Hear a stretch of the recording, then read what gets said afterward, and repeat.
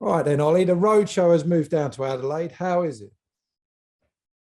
Yeah, it's all right. The lads are still in good spirits. Obviously, we arrived yesterday, got a short flight down from Brisbane.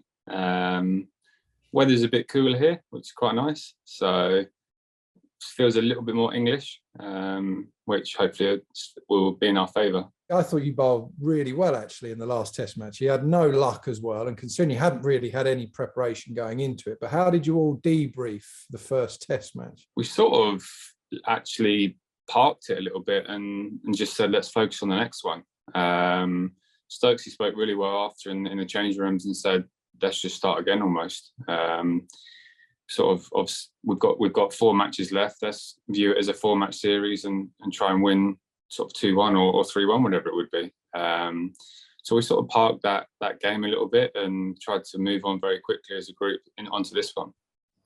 You actually looked as well. I mean, I know nothing about bowling, as you know, but you always think about bowlers needing rhythm and match fitness and time and miles in their legs. You wouldn't have had any of that, yet you look like you found your rhythm pretty quickly. How hard was that to do? Yeah, it's quite a strange one. I felt like we'd bowled a lot of overs, either indoors or outdoors, but actually didn't have a lot of game time to get sort of the 15 over days in and the 90 overs in the dirt in. So rhythm-wise, I felt good, just didn't have the capacity that we normally would have to go obviously a whole day and then back it up again the next day. Suffered with a little bit of cramp on, I think the second day it was in the evening, and sort of just showed that we hadn't had that game time that normally we would have.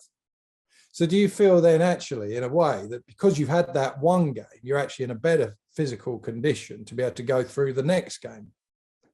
Yeah, definitely. I think that the first day almost of fielding is always the hardest. And I think now we've sort of got past that, and hopefully we're all raring and ready to go for this one. So come on then, tell us about the pink ball. I'm assuming we've seen you've all been practicing with the pink ball. What is it like? How does it differ from the Kookaburra red ball, apart from the fact, obviously, it's pink? Yeah, it's. I think the seam's a bit bigger, a bit harder. It seems to nip more and quicker than the red Kookaburra. A few of the lads said it swung more today for them as well. So it'll be interesting to see how it plays. I know in the past, if it's the overheads have been sunny, it's not done a lot, and it's actually been quite nice to bat with because it does ping off the bat. So I think for us, it's all about getting that timing right. If we can bat in the sunny conditions, get big score and bowl sort of twice at twilight, it will definitely help us. We're training tomorrow under lights, so it'd be interesting to see how it reacts then. Do you think it will swing more under lights or nip more? Is it definitely a factor?